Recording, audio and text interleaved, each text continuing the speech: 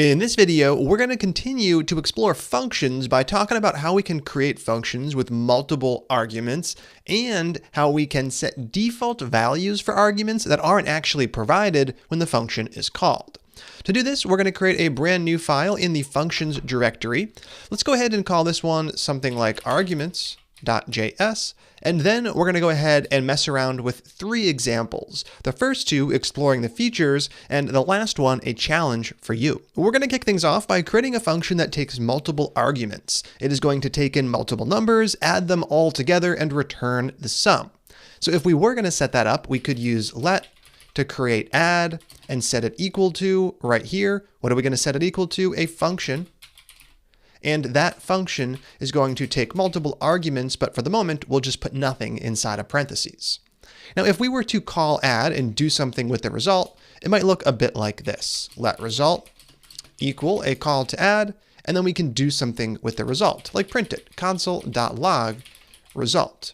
Now, this is just a little template for how things might look, but it doesn't actually return anything, so result is going to print undefined, which is what we learned about in the last video.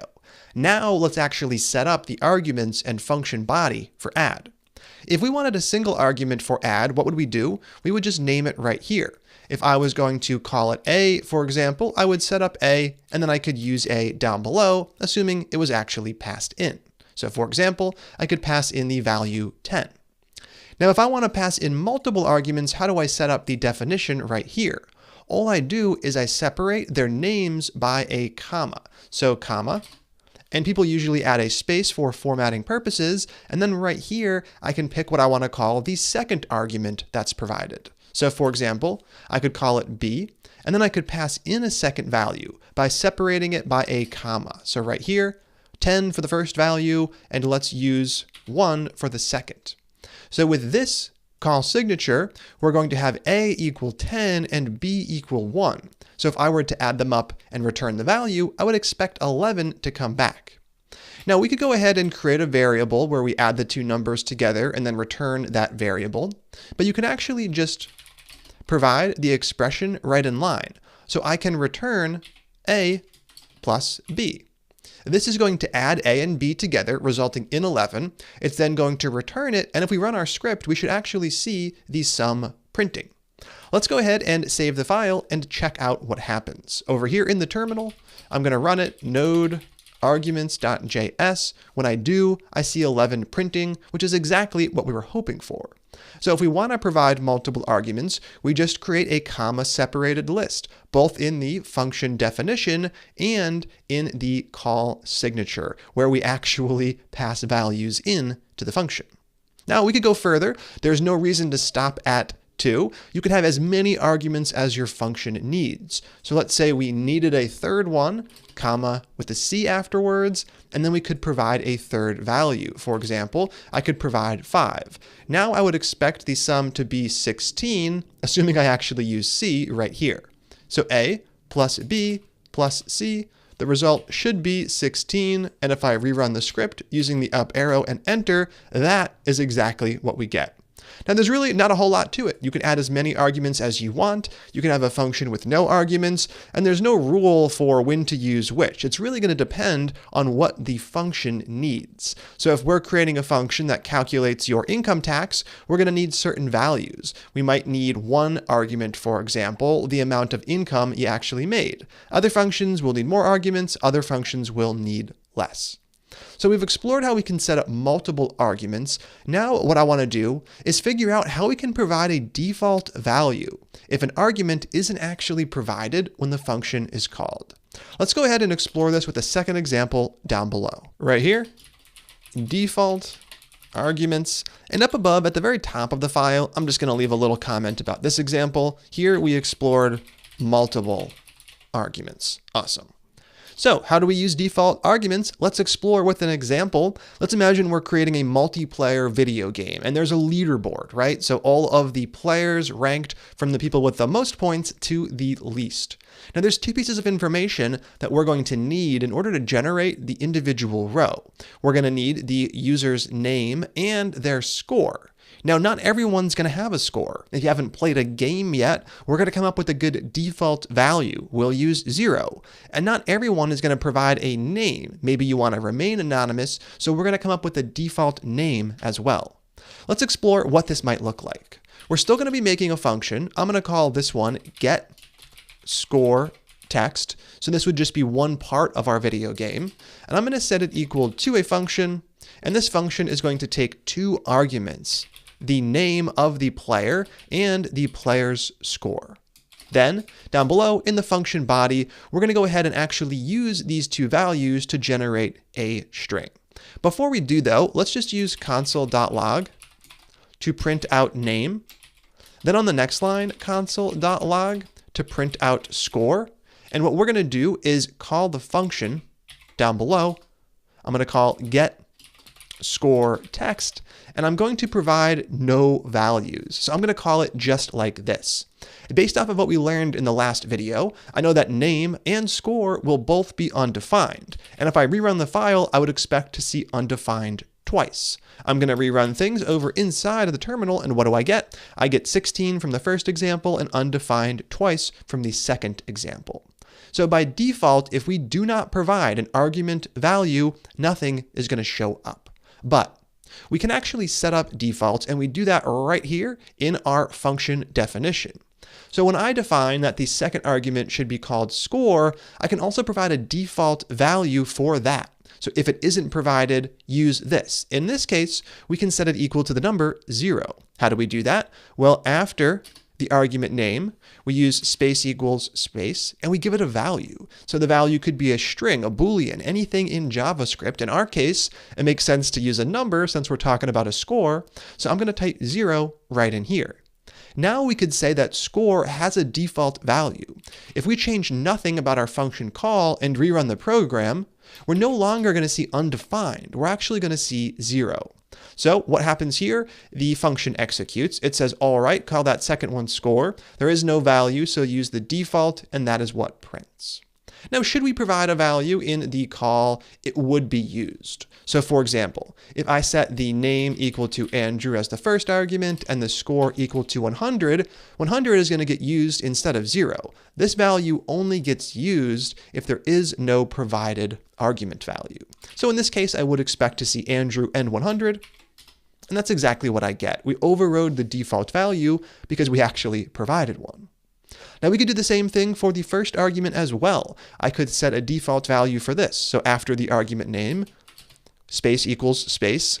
And in this case, we're going to provide a string value as the default value. So I can open and close some strings using single quotes, and right inside I can provide that value. And I'm going to call players with no name anonymous. Excellent. Now we have default values for both, and this makes the function a little more robust. We could provide no values, we could provide all of them, or we could provide some combination in between. So let's go ahead and delete all of the values we pass into the function and just make sure our other default is working. Right here, I rerun things, I get anonymous, and I get 0. With the defaults in place, we can actually work on making our function do something meaningful with these 2 pieces of information. So in the end of the day, getScoreText is going to return the score text, and I'm going to assign it to a variable. Let scoreText equal whatever comes back from calling getScoreText, then I'll print it console.log scoreText. Now all we need to do is to actually return a string from this function as opposed to just seeing what the argument values are. So I'm going to delete those console.log calls. Right here, we can return a new string. So for this one, this is going to be the individual line in our leaderboard. I'll start off with name, :space, and then I'm going to concatenate on the name, whether it's the default value anonymous or a value actually provided when the function was called. Right here though, either way, we get access to that via name. So that's the first part, and the second part, I'm going to concatenate on a space, then score : space, and then their score. So right here, plus score. Now we're going to get a useful string back, and when we call the function and print it, we should see our little string with the values provided. In this case, default values for both, since none are passed in to the function call. I'm going to rerun things from the terminal. And right here, we get just that. Name anonymous, score 0. We could actually put another little hyphen maybe right in between to make things a little easier to read. Awesome. Now let's go ahead and provide values. So I am going to provide a name, Andrew, and we'll say that I haven't played a game yet. So I'll leave score out of the function call. That means the default value is going to be used. And if I save the file and rerun it, I get name, Andrew, and I get score 0. We could also do the opposite. I could say there is no name, but they do have a score. Now, if I want to provide the second argument, but I don't want to provide the first, what I have to do is use undefined right here. So undefined, comma, followed by that second value. Let's go ahead and say I have a score of 99. Now I would get name anonymous and score 99. So we can provide no value for other arguments. We just use undefined right there. And remember, the only reason I'm doing this is because I want to get access to the second argument and actually assign a value. So I do have to provide something for the first one. If I left things like this, whoops, like this, what would happen? I would have 99 for the name. By providing undefined, I make sure that 99 gets set as the score. Perfect. Now it's challenge time. Down below, let's create a little challenge area. And what you're going to do is create a new function that has multiple arguments and uses the default arguments we just explored. This little function is going to be a tip calculator. So you could call the function something like getTip. Let's imagine that we go to a restaurant and we spend $100 and we want to tip 20%. What is that number? That would be a $20 tip. We're going to create a little function that figures that out for you. So right here, the function is going to take two arguments. It is going to take the total for the bill, and it's going to take the percentage you want to tip. You could call this like tip percent, for example. Now for the total, it doesn't really make sense to have a default. Each bill is going to be different depending on what you ordered, but for the tip, we could go ahead and come up with a default tip percentage. We could say 20%, for example, and we're going to reflect this as a decimal point. So 0.5 would be a 50% tip, 0.1 would be a 10% tip, or 0.2 for a 20% tip. We take the total, 100, we multiply it by 0.2, that is going to result in 20, which is the correct tip value. All you're going to do is run that calculation, return the value, and that's going to be it for the function. So two arguments, a default for one of them. Then I want you to go ahead and actually use it. Call the function a couple of times with different values for the total and the tip. Make sure that the default tip percent shows up, and make sure that if you provide a different one like 0.3, that actually gets used. Take as much time as you need to create this function and mess around with it. If you get stuck, try to work through your problem, and then we're going to come back and go through things together. Pause the video, and when you're done, click play. All right, how'd that one go? I'm going to kick things off by creating my function, and I'm going to do that right here. Let getTip equal a function. This function is going to have two arguments. We'll provide those in just a second. Right here, the first one is going to be the total for the bill. Once again, no default for this one. Each one is going to be different. The second one is going to be the tip percent. And it's okay if you called these things something else. That's not the important part. The important part is the actual function setup itself. Now for the tip percent, we are going to come up with a default value. I'm going to set it equal to 0.2. So by default, you can just provide the total and we will calculate the tip based off of that 20% number. Inside of here, what do we need to do? We just need to multiply the two values together and return the result. So I can return total times tip percent. Perfect. Now down below, we can actually use that function. So right here, I am going to let tip equal, and then I'm going to call getTip. And I'm going to pass in a total. Let's say 100 using that example I came up with before. And for this one, I'm not going to provide a tip percent value. So it should use the default 0.2. Right here, console.log tip. I'm going to remove the comment and then I'm going to actually run the file. Let's save things and execute them. I'm going to use clear to clear the terminal output, and the up arrow key twice to rerun the arguments file. Right here, what do I get for the tip? I get 20, which is indeed correct. Now let's override that and provide a different tip percent.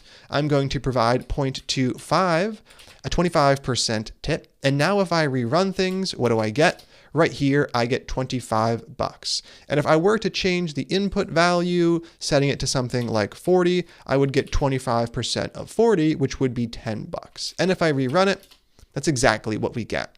So real-world functions aren't just going to have a single argument like we saw in the past. Real-world functions are going to take multiple arguments. There are certain values like total that we're going to require. There are others like tip percent where it does make sense to have a default value. And you're going to get a lot of experience with this as we actually use functions in the projects we create. Now that we know this, though, we are ready to continue learning about functions, and we're going to do just that in the next video. Stay tuned. I'll see you then.